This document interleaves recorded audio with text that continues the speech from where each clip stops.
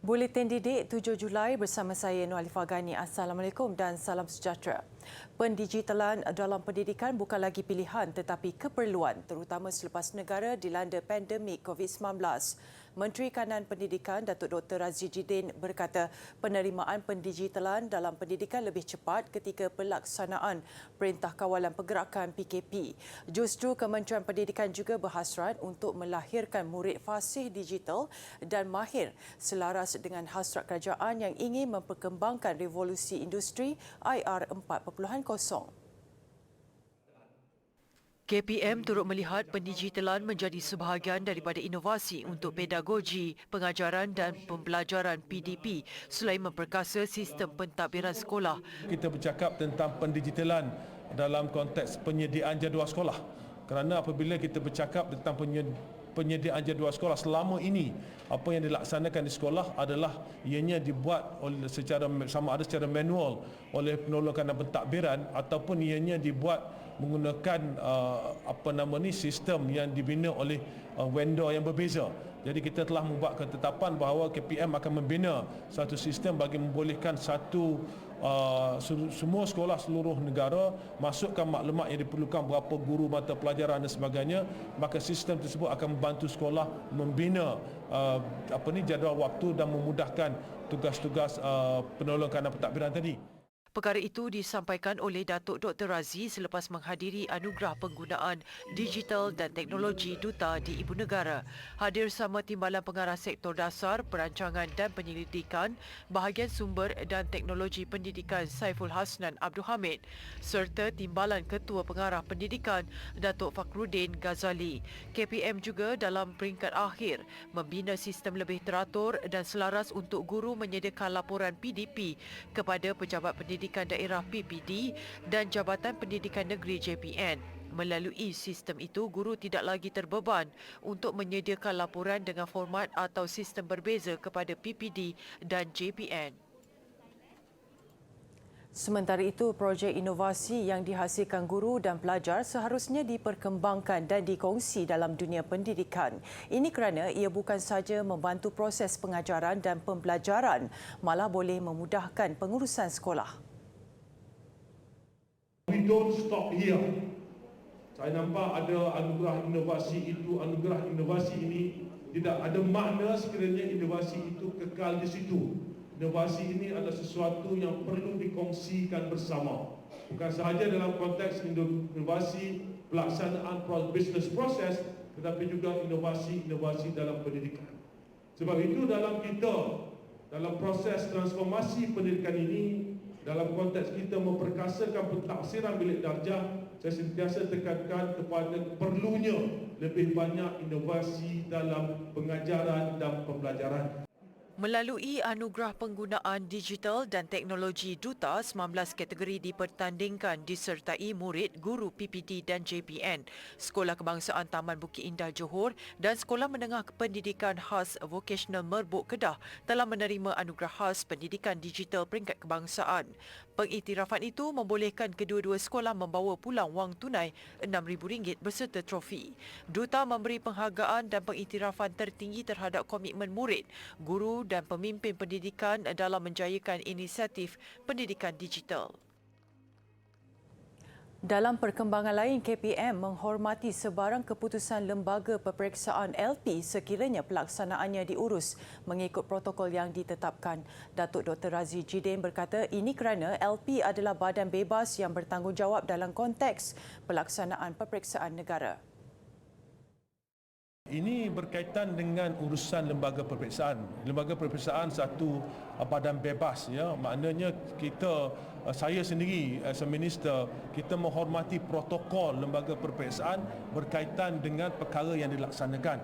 Jadi sekiranya perkara-perkara yang dilaksanakan itu telah memenuhi protokol yang ditetapkan oleh lembaga peperiksaan, maka kami di peringkat kementerian menghormati keputusan yang dibuat oleh lembaga peperiksaan.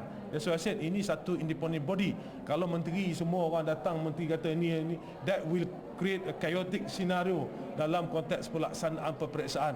Sebab itu kita berpegang bahawa selagi mana lembaga peperiksaan mematuhi protokol-protokol yang ada dalam peraturan mereka, maka keputusan lembaga peperiksaan itu kita hormati. Beliau berkata demikian ketika diminta mengulas berita tular di media sosial mengenai pembatalan kertas sejarah peperiksaan CJ Pelajaran Malaysia 2021 bagi 15 pelajar.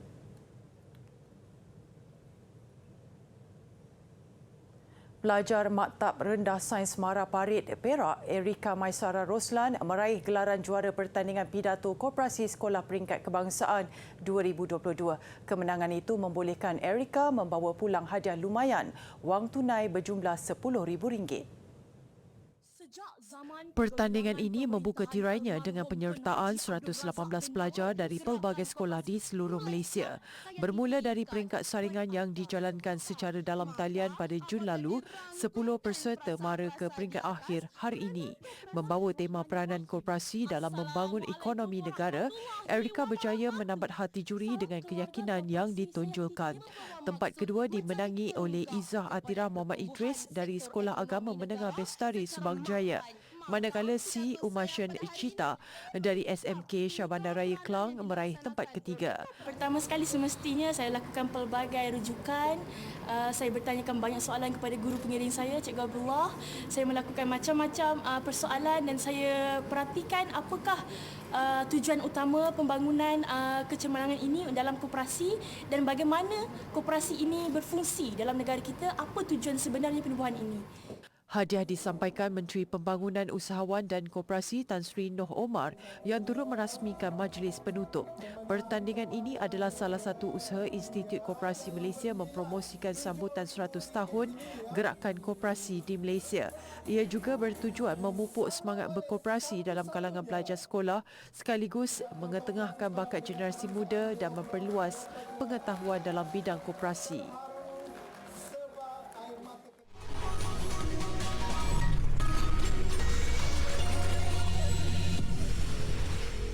Rata-rata pelajar IPT menyambut baik keputusan kerajaan meneruskan inisiatif pemberian baucer makanan percuma kepada pelajar B40.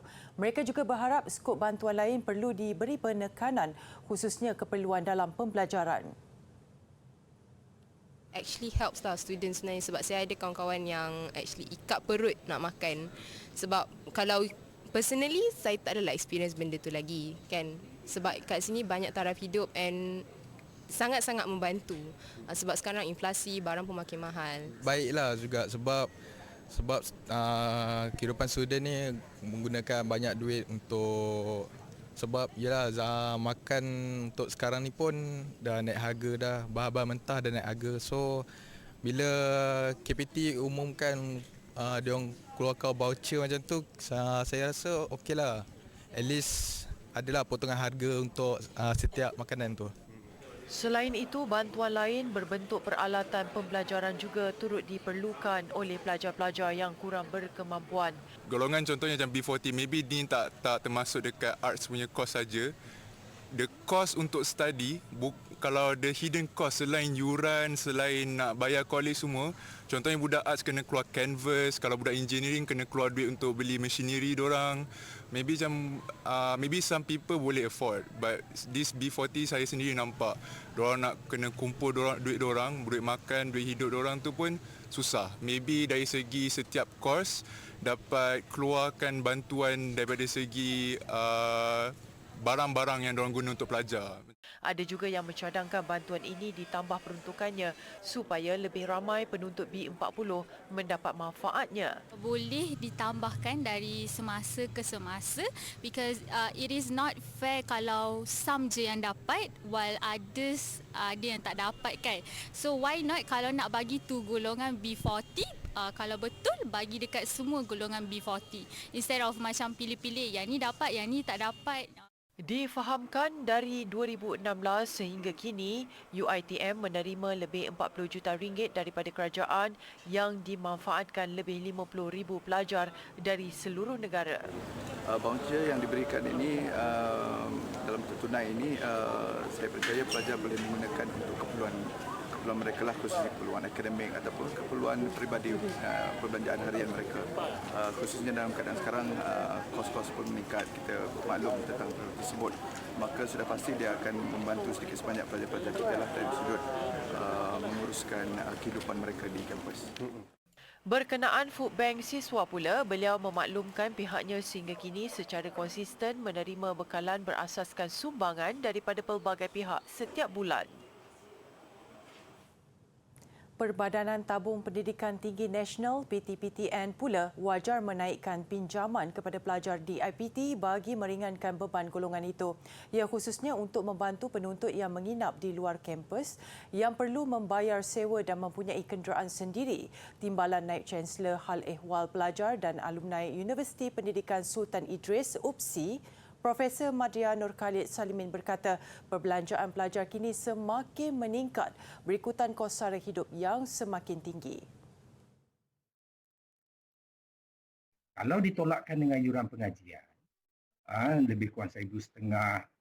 Jadi pelajar-pelajar ni untuk sara hidup dia lebih kurang satu semester tu ada lebih kurang 1,500. Ditolak dengan bahan-bahan untuk buat tugasan, buku dan sara hidup. Lebih kurang dia spend untuk satu bulan tu 500 saja satu bulan. Jadi ditolak dengan perbelanjaan harian. Jadi dah sampailah masanya untuk dinaikkan kadar pinjaman PTPTN ini supaya dapat menanggung sedikit pada pelajar ini beban keuangan mereka. Persoalan mengenai beban pelajar membayar semula pinjaman selepas tamat pengajian menurut beliau, perkara itu boleh dinilai semula berdasarkan kadar pinjaman dan kemampuan penuntut itu sendiri. Ia termasuk memberi peluang kepada lepasan universiti menetapkan kadar bayaran balik lebih fleksibel agar tidak membebankan mereka kelak. Semalam, Timbalan Menteri Pengajian Tinggi Datuk Ahmad Masriza Mohamad berkata, KPT akan berbincang dengan PTPTN untuk menaikkan jumlah pinjaman kepada penuntut IPT.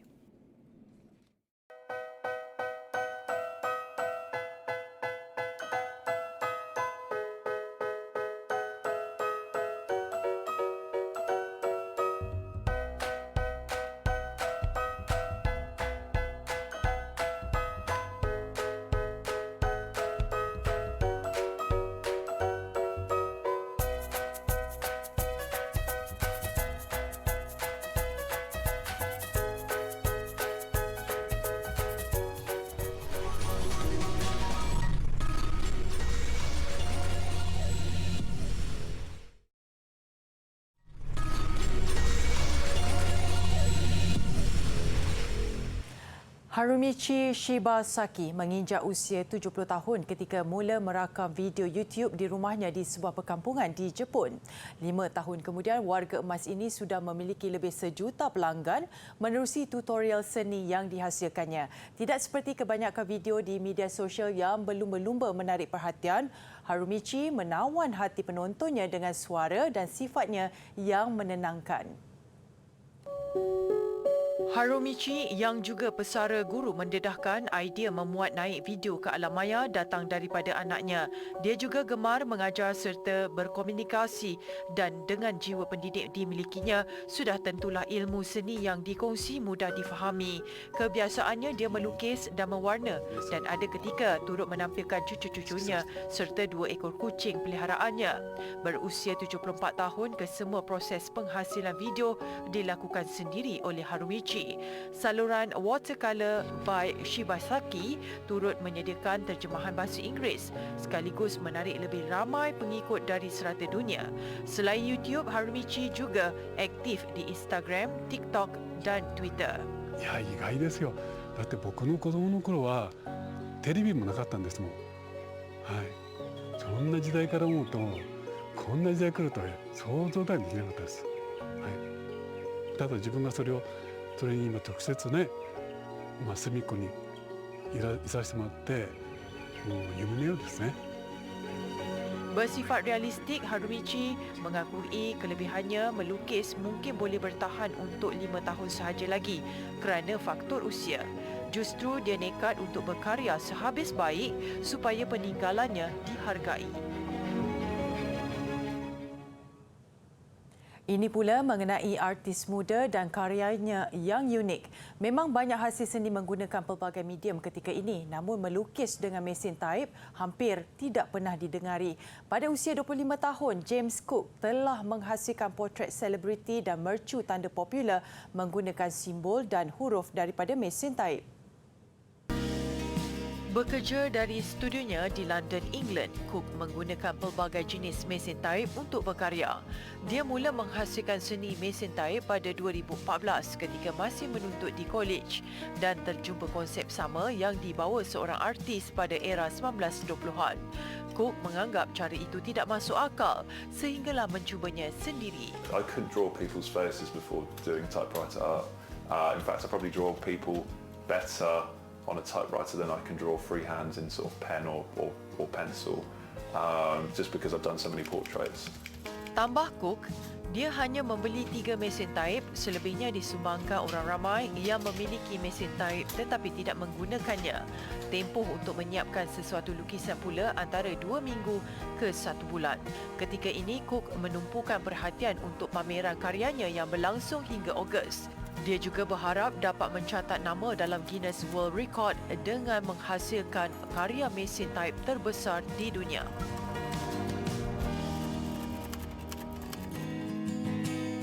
Hai adik-adik, hari ini saya akan perkenalkan koleksi yang dinamakan sebagai baju berayat kaligrafi.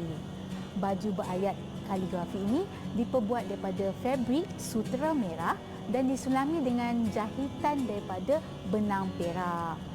Kalau adik-adik tengok di atas permukaan baju ini terdapat ayat-ayat kaligrafi. Adik-adik nak tahu tak ayat-ayat apa?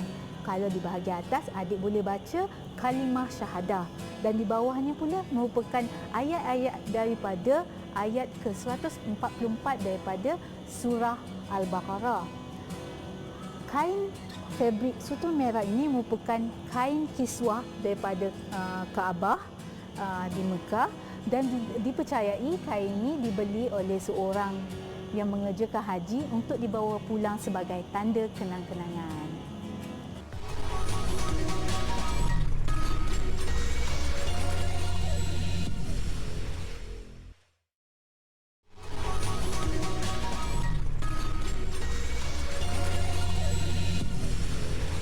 Sukan Badminton Masters Malaysia, daripada 12 wakil negara dalam saingan pusingan kedua hari ini, hanya 5 berjaya ke skor akhir. Paling mencuri tumpuan 2 beregu wanita yang meneruskan kemarahan mengejutkan pemain pilihan.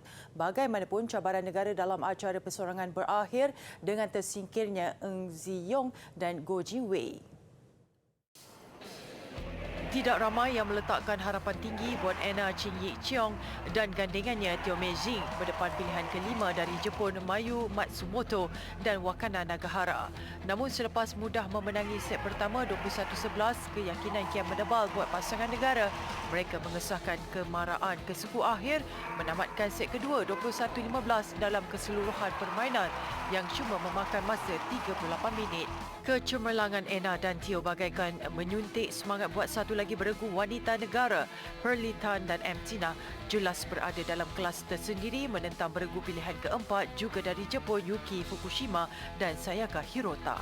Mereka juga menang straight set 21-14, 21-19 dalam tempoh 41 minit. Bagaimanapun tiada lagi kelibat pemain persorangan negara di suku akhir esok. Eng Ziyong gagal meneruskan kemarahan apabila tewas kepada pemain Taiwan Chu Tien Chen. Lawan yang juga pilihan keempat kejohanan mengatasi Ziyong 21-18, 21-16. Sebelum itu, persorangan wanita tunggal negara Goh Jin Wei juga tumpas kepada pemain Taiwan.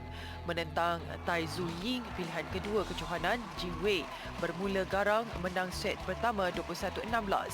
Namun dua set berikutnya, Jin Wei bagaikan hilang punca, tewas mudah 7-21 dan 9-21.